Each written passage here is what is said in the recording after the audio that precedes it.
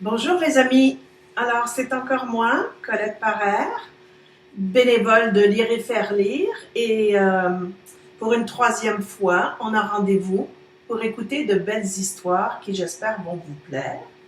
Aujourd'hui, je vous ai choisi un livre d'un auteur de Montréal qui s'appelle Pierrette Dubé et les illustrations ont été faites par Orbi. En fait, comment est-ce qu'on se trouve à avoir des si beaux albums? C'est quelqu'un dont le travail, c'est d'inventer des histoires, qui va voir son ami dont le travail est de faire des belles images de l'histoire qu'on appelle des illustrations. Donc, c'est une auteure qui travaille avec un illustrateur ou une illustratrice qui nous donne ces magnifiques albums et c'est à nouveau publié aux éditions 400 coups. Et le livre aujourd'hui, c'est La petite truie, le vélo et la lune. Et ça aussi, c'est une de mes histoires préférées. Alors, installez-vous confortablement, on se prépare tranquillement et on ferme la fermeture éclair, on tourne la clé, on la jette, et on écoute. Voici l'histoire, pour ceux qui savent lire, de la petite truie, le vélo et la lune. Et regardez notre petite amie. Pour ceux qui ne le savent pas, une petite truie, c'est une fille cochon. Alors, Rosie, la petite truie, avait tout pour être heureuse. Un grand carré de boue pour s'amuser, de la moulée, c'est-à-dire des petites croquettes qu'on donne aux animaux, de la moulée à volonté, et une porcherie délicieusement parfumée. Une porcherie, c'est comme un étable, c'est la maison pour les porcs, qu'on appelle aussi les petits cochons. Puis les filles porcs, ce sont des truies. Alors, jouer, manger, dormir, la petite truie ne désirait rien de plus. Et on voit une activité qu'ils aiment bien faire les petits cochons, c'est de se rouler dans la boue. Nous, c'est pas permis de faire ça parce que papa et maman sont pas très contents quand on arrive à la maison plein de boue. Elle était très heureuse, notre petite truie, jusqu'au jour où apparut dans la cour un vélo rouge qui lui sembla une petite merveille. Et le vélo était conduit par un petit animal très laid, sur deux pieds, qui n'avait pas de museau ni de queue en tire-bouchon. Regardez, qu'est-ce qu'elle a vu sur un vélo rouge? Vous connaissez ce petit animal? Avec deux pieds, deux mains, un nez, deux yeux, une bouche, deux oreilles et une casquette? C'était le petit garçon du voisinage. Rosie passa des heures à observer les déplacements de ce petit animal à vélo. Rien de plus facile à faire, se dit Rosie. Je pourrais faire du vélo moi aussi. Regardez, elle examine bien tout ce qu'il fait et elle se dit « Ah, je crois bien que je serais capable de faire du vélo moi aussi. » Alors, une nuit, la petite truie se glissa sans bruit hors de la porcherie. La cour était déserte et tout le monde était endormi, sauf Rosie et sauf la lune.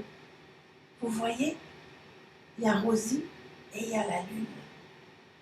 Elle est sur la pointe des pieds pour ne pas faire de bruit. « Tu peux regarder si tu veux, lune, » dit Rosie. Le vélo, qui était appuyé contre un petit mur, semblait attendre Rosie. La petite truie l'enfourcha et tenta de pédaler, mais paf! Le vélo se renversa sur le côté. Regardez, elle monte sur le vélo et paf! Elle tombe sur le côté avec le vélo.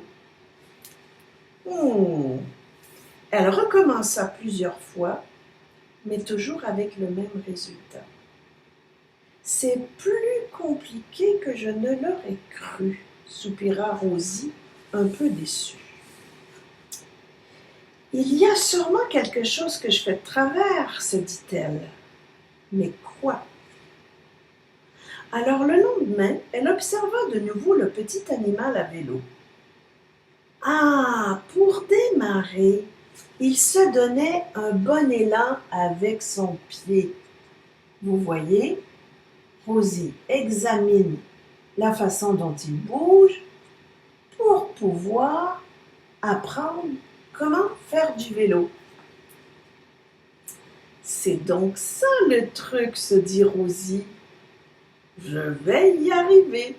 Et quand je saurai pédaler, j'irai au bout du monde. Au moins au bout du monde, et peut-être même encore plus loin. Regardez comme elle est contente d'avoir pensé, en se donnant un petit coup avec ses pattes, elle pourrait aller au bout du monde ou même plus loin.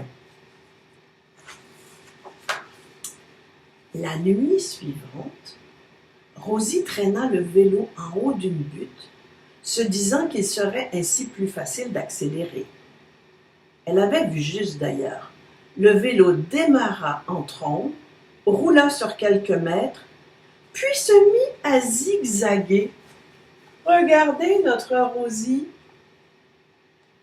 sur son vélo. Bonne idée d'être en pente. Comme ça descend beaucoup plus vite, n'est-ce pas? Mais elle finit sa course contre le mur du poulailler. Et boum! Les poules, réveillées par ce bruit énorme, ce vacarme, étaient mortes de rire et riaient d'elle. Quelle humiliation! Regardez ce qui est arrivé.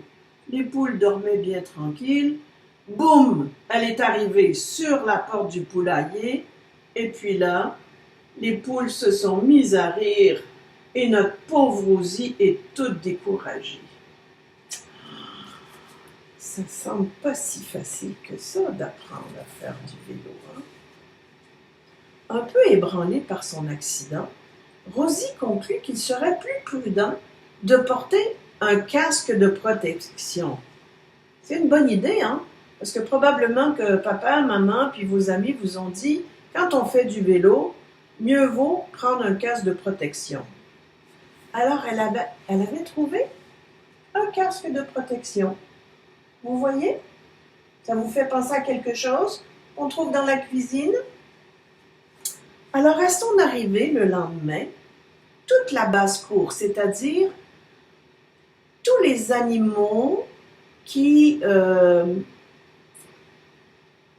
habitent dans une étable, comme des poules, des oies, des dindons, ce qu'on appelle la basse-cour, donc des petits animaux, étaient déjà installés pour regarder le spectacle de Rosie.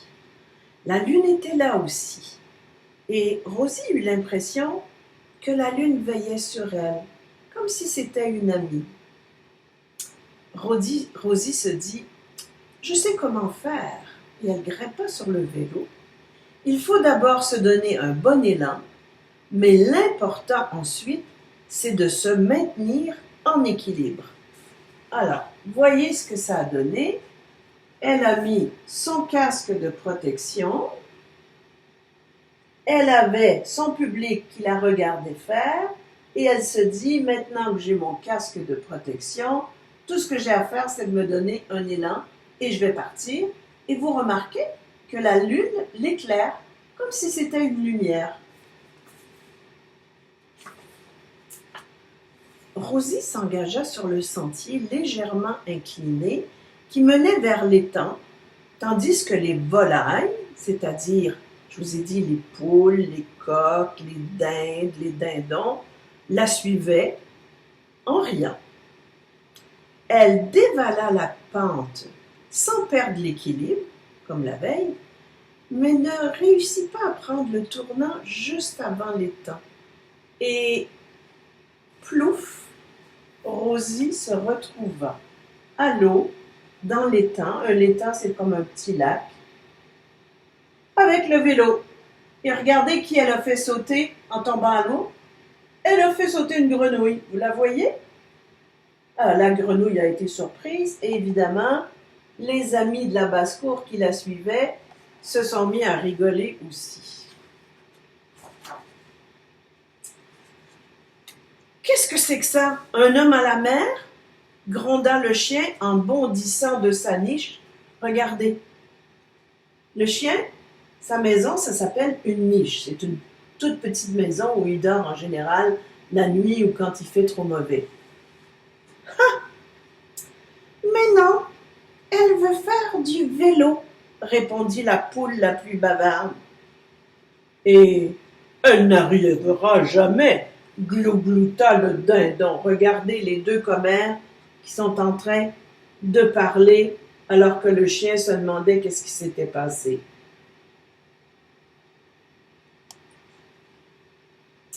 Le chien regarda Rosie avec sympathie. Tu sais, Rosie, reviens demain et je vais pouvoir t'aider. Regardez comme il est gentil, le chien. Ça, c'est plus gentil que juste de rire parce qu'elle n'avait pas réussi. Décidément, se dit-elle, le vélo est un sport plein de rebondissements. Mais c'est très amusant.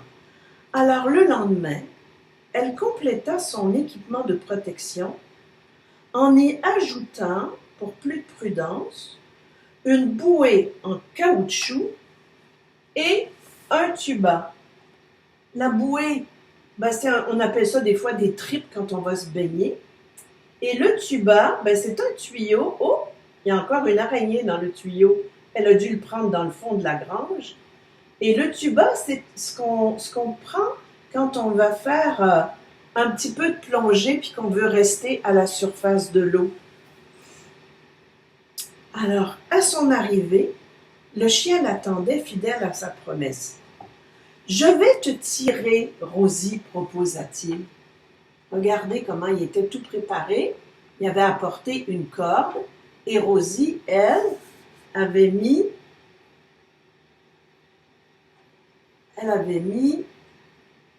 le tuba dans sa gueule, on dit une gueule pour un animal, puis elle avait mis le vieux pneu alentour de sa taille. Le chien s'attela au vélo et tira. Le vélo bondit et fila à toute vitesse. Regardez comme ça allait vite. Ouh, mais ça allait un petit peu trop vite. Et regardez, notre Rosie a l'air toute surprise, malgré son équipement, et elle dit « Mais comment fait-on pour freiner? » Parce que soudain, un lièvre avait traversé la cour. Un lièvre, c'est comme un petit lapin, fonçant tout droit vers le potager. Le chien ne put résister à la tentation de s'élancer pour poursuivre le lièvre. Et Rosie se retrouva à tomber sur le dos entre les plants de tomates et les poireaux, c'est-à-dire dans le potager, dans le jardin, on voit les légumes sur lesquels elle est tombée sur le dos parce que le chien, au lieu de continuer à la tirer, avait décidé de suivre le petit lièvre. Regardez le petit lièvre qui court, qui court, qui court. Aïe, aïe, aïe, aïe, aïe. Elle n'est pas au bout de ses peines. Hein. Rosie dut donc ajouter un élément à son équipement, un coussin en prévision des chutes dans le jardin. Ainsi vêtue, elle se sentait invincible. Cette fois, j'ai tout compris, se dit Rosie. Il ne suffit pas de se donner un bon élan et de se maintenir en équilibre. Il faut aussi réussir à tourner et apprendre à freiner. Alors, regardez comment elle s'est organisée. Elle a mis un casque, un coussin, son pneu et des ficelles pour tout tenir. Pensez-vous qu'elle va réussir? Oh là là! Cette nuit-là, Son ami la chèvre avait été appelé en renfort.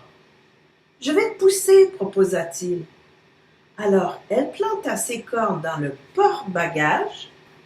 Regardez, une chèvre, ça a des cornes.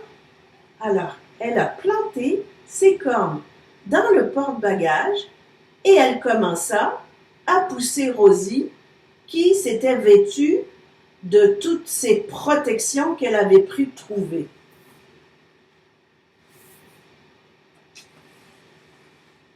Au bout de quelques minutes, la petite truie se retourna et elle constata avec surprise que la chèvre n'était plus là.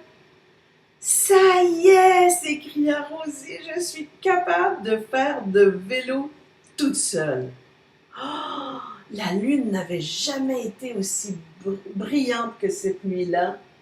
« Et tu vois, dit Rosie à la lune, j'ai réussi. Je savais que j'étais capable de faire du vélo toute seule. »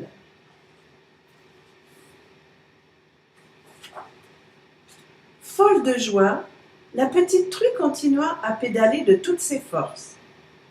Elle freina devant la barrière d'entrée, elle l'ouvrit, elle tourna à droite, elle prit la route et elle disparaît dans un rayon de lune.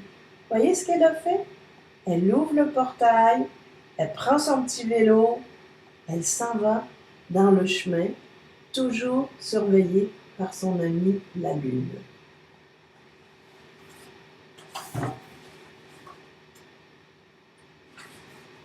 Qu'est-elle devenue, Rosie, la petite truie? Nul ne le sait. Certains racontent qu'elle a pédalé, pédalé, pédalé, sans s'arrêter jusqu'au bout du monde.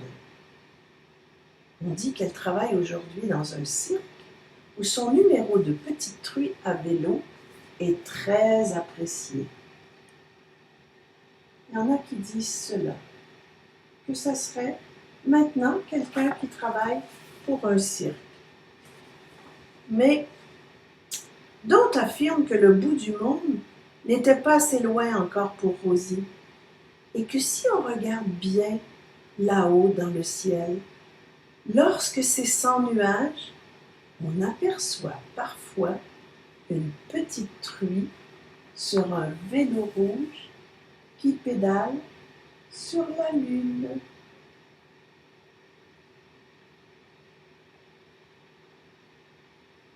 Notre petite truie est allée au bout de ses rêves et elle est maintenant non seulement au bout du monde, mais sur la lune. Et cuit, notre belle histoire est finie. Voilà! Il était une pure merveille son vélo rouge, hein? Et elle est allée jusqu'au bout de ses rêves, ce qui est toujours une bonne idée. Il faut aller au bout de nos rêves. Alors, voilà pour l'histoire de Rosie, la petite truie, avec le vélo rouge et la belle lune. Et hier, j'ai commencé à vous présenter des amis de la série Monsieur Madame, qui est écrit et dessiné par une seule personne, qui s'appelle Roger Hargreaves. C'est un nom anglophone, un peu difficile à prononcer pour nous, mais on s'habitue. Roger Hargreaves. Et aujourd'hui, hier on avait une madame, aujourd'hui c'est un monsieur que je vais vous présenter. Il s'appelle Monsieur Parfait. Alors, on est prêt à nouveau? On y va pour écouter l'histoire de Monsieur Parfait par Roger Hargreaves. C'était une parfaite journée d'été. En cette parfaite journée d'été, Monsieur Parfait s'était encore mieux lavé et coiffé que d'habitude. Il était vraiment parfait, n'est-ce pas? Regardez, comme il est bien coiffé, bien lavé, tout mignon. Il était content. Sa maison, elle aussi, était encore plus parfaite que d'habitude. Et plus que jamais, elle méritait son nom, la Perle. Pourquoi? Parce que c'est la maison la mieux décorée du village où habite Monsieur Parfait. Elle est coquette dans sa maison. Elle a des belles couleurs, des beaux rideaux, des petits nœuds et des petites fleurs. Tu te demandes sûrement pourquoi tout était encore plus parfait que d'habitude chez Monsieur Parfait? Eh bien, c'est parce qu'il allait fêter son anniversaire. Il attendait ses invités. Et justement, on frappa à la porte. « Oh, c'est parfait, dit Monsieur Parfait. Mes amis sont à l'heure. » Quand il vit tous ses invités, les bras chargés de cadeaux, oh, ça a l'air amusant. Monsieur Parfait leur dit « Oh, vous êtes parfaitement gentils. Entrez, entrez, je vous en prie. Et si vous voulez bien, nous ouvrirons les paquets un peu plus tard. » Tout le monde dit « D'accord. » Tout le monde, sauf Monsieur Malpoli. Est-ce que vous connaissez Monsieur Malpoli? Oh. C'est quelqu'un qui oublie toujours de dire « s'il vous plaît »,« merci » ou tous ces petits mots gentils. Alors Monsieur Malpoli lui dit « Vous l'imbécile, je n'ai pas de temps à perdre, vous avez intérêt à ce qu'on ne s'embête pas aujourd'hui. » Oh. Crois-tu que Monsieur Parfait se fâcha? Eh bien non, il ne se fâcha pas, parce que vous voyez, il était beaucoup plus poli que Monsieur Malpoli. Alors il répondit tout simplement « Ah non, mon cher Monsieur Malpoli, nous ne nous ennuierons pas, surtout si nous dansons. » Et vous avez remarqué, il avait mis à côté de lui un tourne-disque. Je ne sais pas si vous connaissez ça, des tourne-disques. C'était avant tous les iPads et les iPods et tout ce qu'on a branché dans nos oreilles. On avait un disque plat et on mettait un petit bras avec une aiguille pour écouter le son. Alors tout le monde se mit à danser, même Monsieur Malpoli. Vous voyez, tout le monde danse, ils ont l'air contents. L'ennui, c'est que Monsieur Maladroit, maladroit, ça veut dire quelqu'un qui souvent va tomber ou accrocher des choses, faire des petites bêtises, maladroit comme il l'était, cassa la pile d'assiettes en porcelaine. Oh, crois-tu que Monsieur Malpoli se fâcha? Pauvre Monsieur Maladroit, regardez, il a accroché les assiettes, il les a toutes brisées.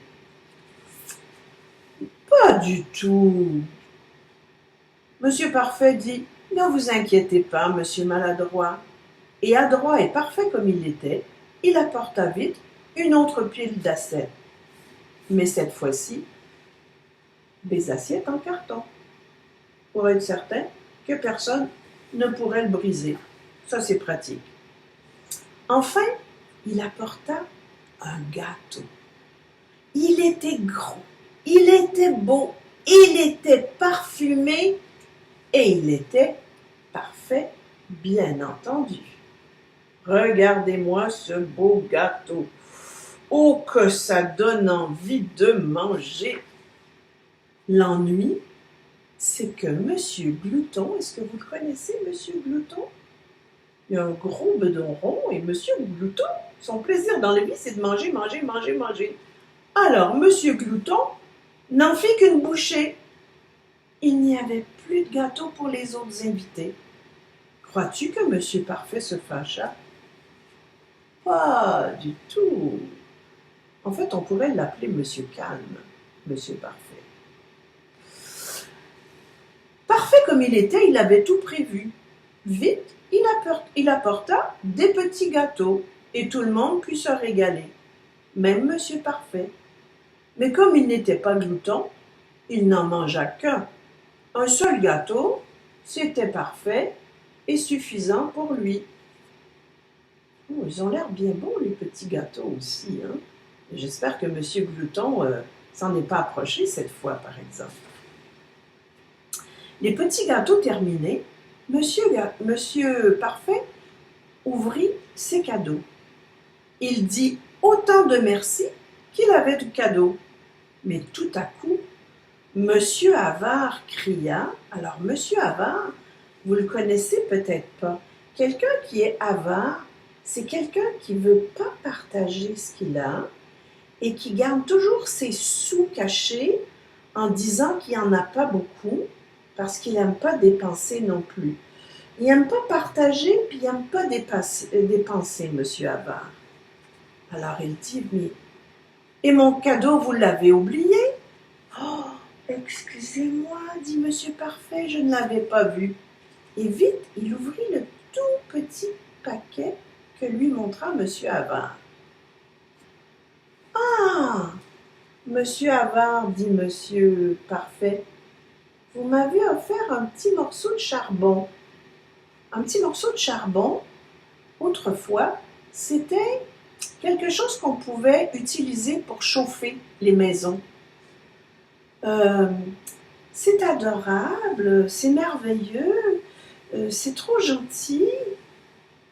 Monsieur Avare se dit tout bas, si j'avais su qu'il serait content, je lui aurais offert un demi-morceau de charbon et ça aurait été vraiment suffisant. Vous voyez comment il est très avare, monsieur Avare. Monsieur Malpoli, lui, dit tout haut, monsieur Parfait, j'en ai assez. Je vous déteste. Et vous savez pourquoi? Parce que vous avez un défaut. Un seul. Mais il est gros, énorme et insupportable, votre défaut. Oh, il a l'air surpris, hein, monsieur Parfait. Puis monsieur Malpoli, il n'a pas un visage très souriant ni très gentil. Alors, lequel est-ce? Demanda monsieur Parfait, toujours aussi poli. Imbécile, hurla monsieur Malpoli. Vous n'avez pas compris? Votre défaut, c'est de n'avoir aucun défaut. Et cui, notre histoire est finie. Ben en fait, monsieur Parfait, on pourrait peut-être l'appeler monsieur Calme et monsieur Gentil, parce que il y a des amis qui sont un petit peu mal élevés comme monsieur Malpoli, ou qui sont pas très généreux comme monsieur Avare, mais ils passent à côté et ils s'arrangent pour être toujours de bonne humeur. Alors voilà, c'était nos deux histoires pour la journée. J'espère que vous avez apprécié et j'espère aussi qu'on se retrouvera demain. Bonne fin de journée et continuez à être sage pendant cette période de confinement. À bientôt, à demain.